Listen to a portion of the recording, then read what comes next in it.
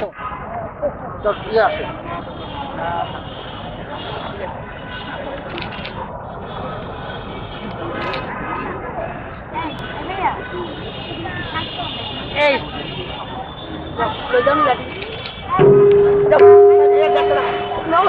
এই ওইদিকে শোনাও এই মেয়েরা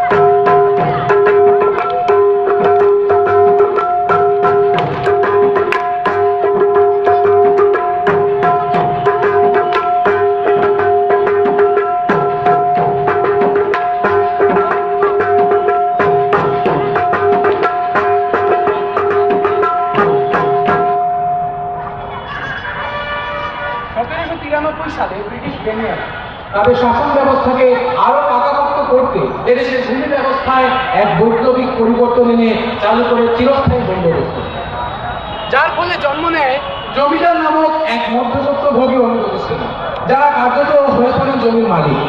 জমিদার করেন রায়ত বা প্রজারা, আর খাজনা আদায় করেন জমিদার। শুরু হয় এক ধরনের দ্বৈত শাসন, যার অনিবার্য ফলশ্রুতি জমিদার গোষ্ঠীর অন্যায়, অত্যাচার, প্রজা নিপীড়ন, আর দিকে দিকে প্রতিবাদী প্রতিরোধী গড়ে ওঠা বিদ্রোহী। বর্তমান মৌলভীবাজার জেলার চুরাউড়া উপজেলার কৃত্রিম পাশার দোদণ্ড প্রতাপশালী জমিদার আলী আমজাদ খান শাসনে, শোষণে আর প্রজা নিপীড়নে যার জুড়ি মেলা ভাব, সেই জমিদার আলী আমজাদ খানের রায়ত বা প্রজারা একসময় বিদ্রোহ করে। সেই কমলগঞ্জ উপজেলার ধামবিল গ্রামকে কেন্দ্রে রেখে তার আশেপাশে বসবাসরত 752টি কৃষক পরিবার। এরা সবাই জমিদার আলী আমজাদ খানের রায়ত বা প্রজা। এদের অধিকাংশই মণিপুরী সম্প্রদায়। জমিদারের মায়ের রাসবিহারী দাম শুনেন প্রজাদের কাছ থেকে খাজনা আদায় করে কোনো রসিদ নেই। সরল প্রাণ মণিপুরী প্রজারা এ নিয়ে কোনোদিন কোনো ধরনের উচ্চপাত করে। কিন্তু বকেয়া খাজনা আদায়ের জন্য জমিদার যখন পাইকারি হারে নোটিশ ইস্যু করলো, তখনই টনক নড়ল প্রজাদের। রাগে ক্ষোভে ফেটে পড়ল প্রজারা। জমিদার চালালো নির্যাতন, নিপীড়ন। সময় 1900 সাল।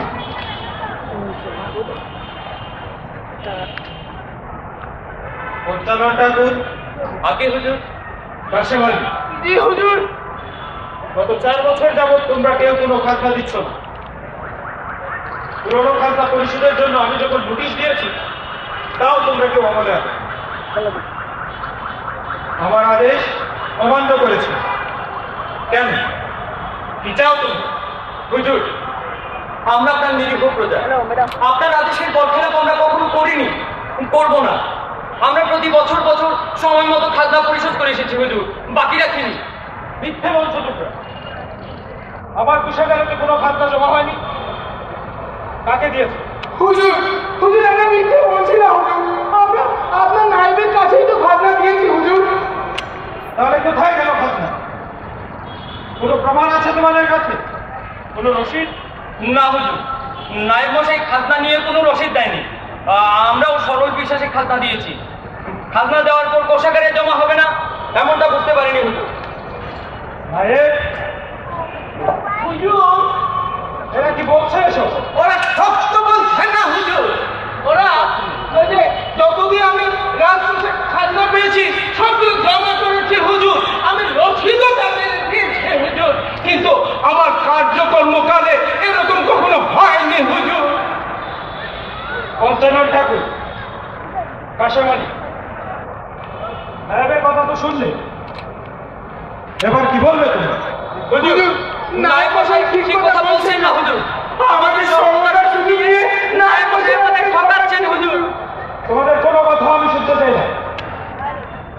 আমার খাতাপত্রে এসবের কোনো হিসেব নেই। তাছাড়া তোমরা কোনো প্রমাণও দেখাতে পারো না। আমার আদেশ অমান্য করার অপরাধে আমাদের শাস্তি হওয়া দরকার। হুজুর দয়া করুন, আমরা গরিব প্রজা হুজুর, দয়া করুন।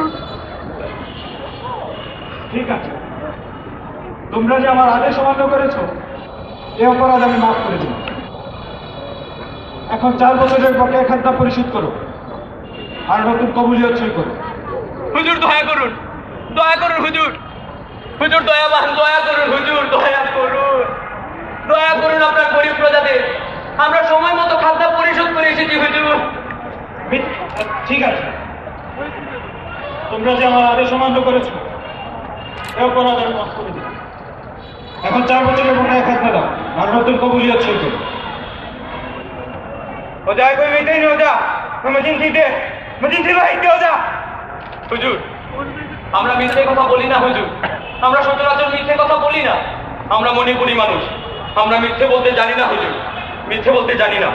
তাহলে কি আমার নায়েব মিথ্যে বলছিস? হুজুর কি বলতে চাও তুমি? হুজুর নায়েব মশাই আমাদের ঠকাচ্ছেন হুজুর, আমাদের ঠকাচ্ছেন। কি? আমার সামনে আমার কাছারি করে দাঁড়িয়ে এত বড় কথা? বুঝেছি, তোমরা সোজা কথায় মানবে না। নায়েব, বেঁধে রেখে দাও আর নতুন কবুলিয়ত সই না করা পর্যন্ত এদের ছাড়বে না।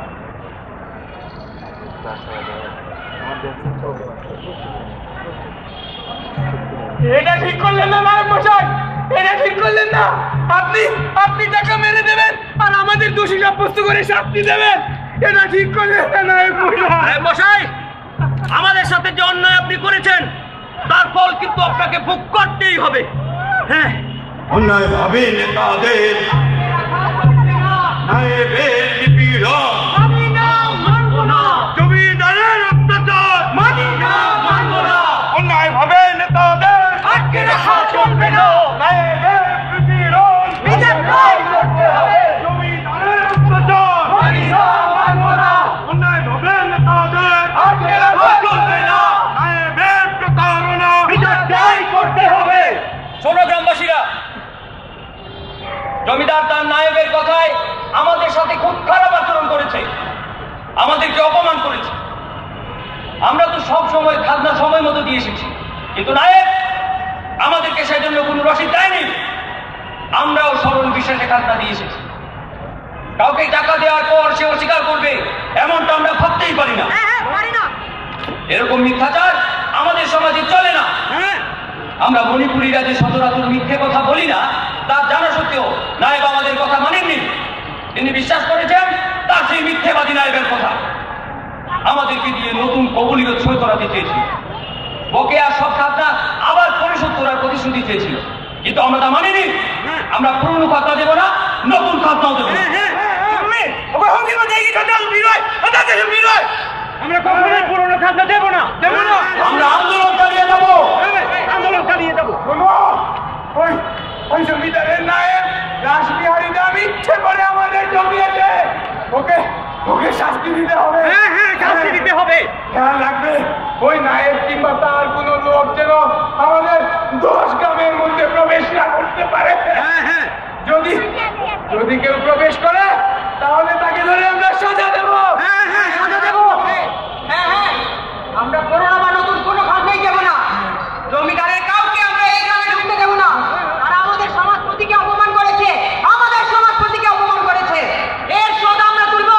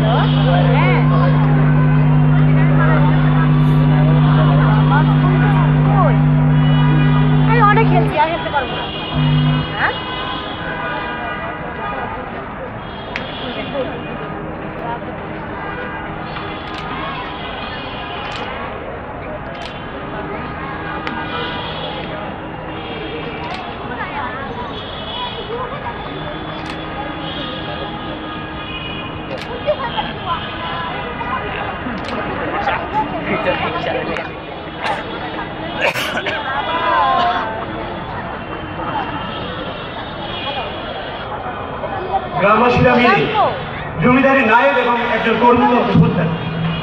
পুলিশ এসে পঞ্চানন ঠাকুর, কাশেম আলী সহ আরো কয়েকজনকে বন্দী করে নিয়ে যায়। শুরু হয় তুমুল আন্দোলন। অবশেষে আন্দোলনের তীব্রতার মুখে সরকার হস্তক্ষেপ করে। জমিদার পক্ষ পিছু হতে চায়। প্রজাদের সব দাবি মেনে নেওয়া হয়। আসামের তৎকালীন চিফ কমিশনারের মধ্যস্থতায় আপোষ করা হয়। জমিদার মামলা তুলে নেয়। বিতর্কিত পুরনো খাজনা মওকুফ করা হয়। প্রজারা যথারীতি নতুন খাজনা প্রদান করে।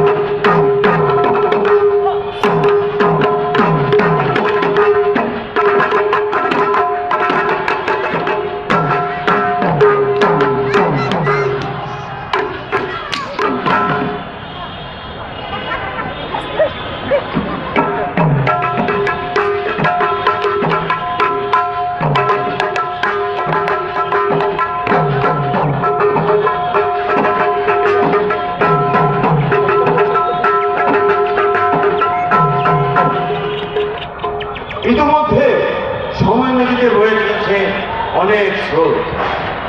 জমিদার বিরুদ্ধে আন্দোলনের আপাত সমাপ্তি ঘটলেও পারস্পরিক অবিশ্বাস ও সন্দেহ একেবারে মুছে যায়নি। ছোটখাটো বিষয় নিয়ে মাঝে মধ্যে বিরোধে জড়িয়ে পড়ত দুপক্ষ, ফলে স্বস্তিতে ছিল না কোনো পক্ষই। দুর্দান্ত প্রতাপশালী জমিদার আলী আমজাদ খান প্রয়াত হয়েছেন। তার স্থলাভিষিক্ত হয়েছেন তাহারই সুযোগ্য পুত্র আলী হায়দার খান, যিনি পিতার মতোই শাসনে শোষণে প্রজা শাসন করে চলেছেন। পূর্বসূরি রাসবিহারী দামেরই পদাঙ্ক অনুসরণ করে চলেছিল। ছলে বলে কৌশলে নানাভাবে সরকার মৈত্রী কৃষককে ঠকিয়ে প্রাপ্তের অধিক অর্থ আদায় করছেন। জমিদারকে ঠকাতেন একই কায়দায়। তাছাড়া সামান্য অজুহাতে চালাতেন নিপীড়ন, নির্যাতন। 1930 সাল দীর্ঘদিনের পুঞ্জীভূত ক্ষোভ প্রকাশ্য আন্দোলনে রূপ নেয়। নায়েবের অত্যাচার, অন্যাচার, সব নির্যাতনের পাশাপাশি জমির খাজনা কিয়ার প্রতি 1.5 টাকা থেকে 2.5 টাকায় বর্ধিত করা হয়। কৃষকের লাগানো গাছ কাটতে ও পানীয় জলের জন্য পুকুর খননেও জমিদারের লোকেরা বাধা প্রদান করতে থাকে। এই সব কারণে বিক্ষুব্ধ প্রজাদের শুরু হয় আন্দোলন। প্রিয় গ্রামবাসী, আপনারা জানেন যে জমিদারের বিরুদ্ধে আগেও আন্দোলন হয়েছিল। তখন আমি ছোট ছিলাম। আমার পিতা পঞ্চানন ঠাকুর ছিলেন আমাদের সমাজসেবী, আর কাশেম আলী কাকা ছিলেন আমার পিতার ডান হাত। আন্দোলনে আমাদের জয় হয়েছিল। জমিদার আমাদের সকল ন্যায্য দাবি মেনে নিয়ে আমাদের সাথে আপোষ করেছিল। এখন আমার পিতা নেই, কাশেম আলী কাকা পরলোক গমন করেছে। এখন আপনারা আমাকে আপনাদের নেতা বানিয়েছেন। ভাইয়েরা, আপনারা জানেন যে জমিদার তার কথা রাখেননি। কথা ছিল আমাদের সাথে কোনো ধরনের আলোচনা ছাড়া জমির খাজনা বাড়ানো যাবে না। কিন্তু কোন রকম আলোচনা না করে কিয়ার প্রতি 1 টাকা করে বাড়িয়ে জমির খাজনা 1.5 টাকা থেকে 2.5 টাকা করা হয়েছে। আগে আমাদের প্রয়োজনে আমরা গাছ কাটতে পারতাম, আমরা পুকুর খনন করতে পারতাম, এখন জমিদার সব কিছু বন্ধ করে দিয়েছে। আমার লাগানো গাছ আমি কাটতে পারবো না, পানীয় জলের জন্য পুকুর খনন করতে পারবো না। এই সকল অন্যায় অত্যাচার, এই সকল জুলুম আমরা মেনে নিতে পারি না। কি বলেন আপনারা? না, মানি না। কোনো অন্যায় আদেশ আমরা মানি না, মানবো না। আমরা আন্দোলন করবো, মিছিল করবো। কিন্তু মানি না বললেই তো হবে না। এখন পরিস্থিতি বদলেছে, জমিদারের শক্তি বেড়েছে, তার সাথে আছে সরকারের সমর্থন। আপনারা জানেন যে গ্রামে এখন পুলিশ ফাঁড়ি বসেছে। কোনো কিছু হলেই পুলিশ এসে আমাদেরকে যে কোনো ভাবে হেনস্থা করবে।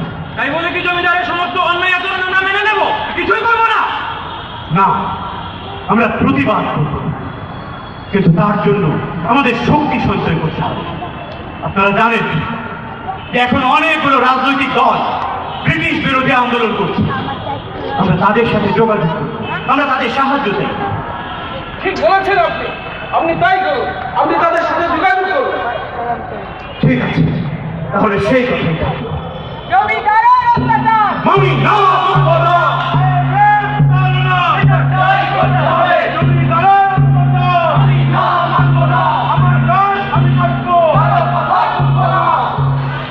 সেদিনের সিদ্ধান্ত অনুযায়ী ভারতীয় আন্দোলনকারী মণিপুরী সম্প্রদায় সহ আশপাশের গ্রামের কৃষকেরা ব্রিটিশ বিরোধী আন্দোলনকারী নেতাকর্মীদের সাথে এক হয়ে জমিদারের অন্যায় অত্যাচারের বিরুদ্ধে আন্দোলন করার জন্য অঙ্গীকারবদ্ধ হন। সে সময়ে মৌলভীবাজারে অনুষ্ঠিত হয় ধুরমাভেলী যুব সম্মেলন। সেখানে ভারতীয় আন্দোলনকারী নেতাকর্মীরা মিলে বৈকুণ্ঠ শর্মার নেতৃত্বে এলাকার নারী পুরুষ মিলে এক বিরাট মিছিল সেখানে উপস্থিত হয়।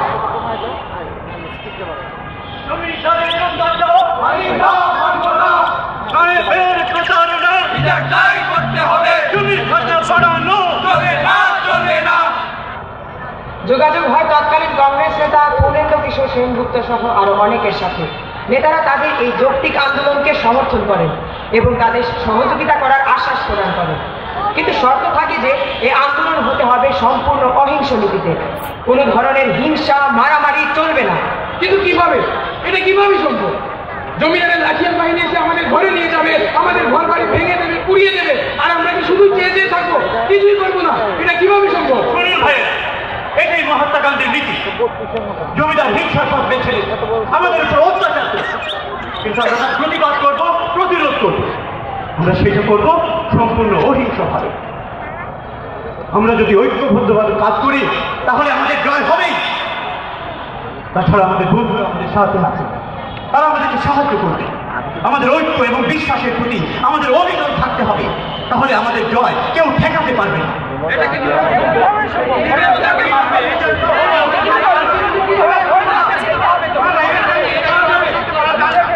ঠিক আছে, আমরা আন্দোলন চালিয়ে যাব অহিংস নীতিতে। তবে আমাদের দাবি থেকে আমরা কিন্তু এক চুলো পিছু হটবো না। ঠিক আছে, আমরা আমাদের দাবি থেকে এক চুলো নড়ব না। জমিদারের অত্যাচার মানি না, মানবো না।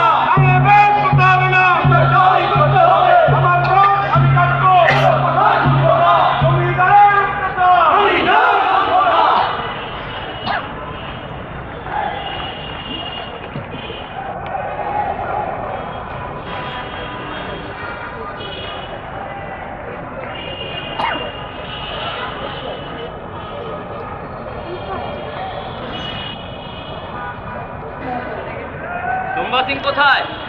ও মা ঠিক আছে। তোমরা জমির খাজনা দিচ্ছ না কেন?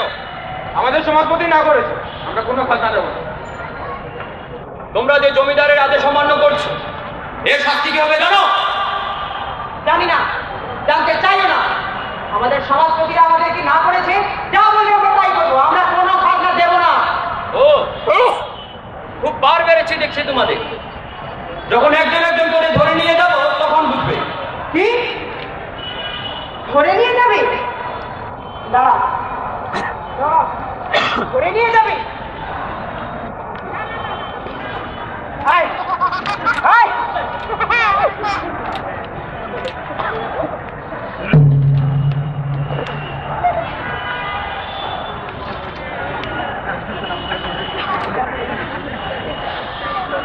বিক্ষুব্ধ গ্রামবাসী নায়েক প্রমোদপুরের কান কেটে ফেলে। জমিদারের নির্দেশে পুলিশ এসে বৈকুণ্ঠ শর্মা সহ অন্যান্য নেতাকর্মীদের গ্রেপ্তার করে নিয়ে যায়। নেতৃত্ব শূন্য হয়ে পড়ে ভানুবিলবাসী। তাদের উপর অন্যায় অত্যাচার নিপীড়নের মাত্রা আরো দ্বিগুণ হয়। তেতুই গ্রাম, কুনাগাঁও ও জাঙ্গালি গ্রাম সহ আশপাশের অন্যান্য গ্রামগুলোতে জমিদারের লোকেরা ঘর বাড়ি চালিয়ে দেয়, রেহাই দেয় না গ্রামের মহিলাদের। এমন অবস্থায় বৈকুণ্ঠ শর্মার 16 বছরের মেয়ে লীলাবতী শর্মা ওরফে লিংহা আন্দোলনের হাল ধরেন। আন্দোলন তীব্র করা হয়। জমিদারের কয়েক ঘটনার লাঠিয়াল বাহিনী গ্রামে আসে খাজনা আদায় করতে। গ্রামের লোকেরা তাদেরকে লাঠি দিয়ে ধাওয়া করে, কিন্তু কোনো আঘাত করে না। একদিন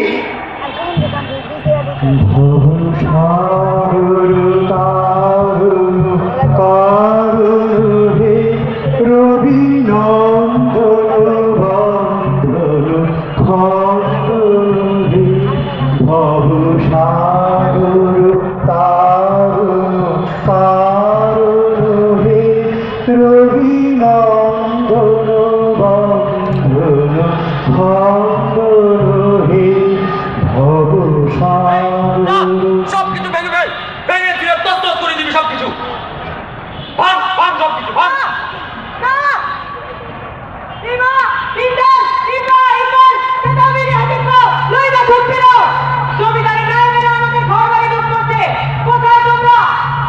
আসো আমরা এই অপমানের সাথে সাথে আসো আমরা একটু বিরোধ করি।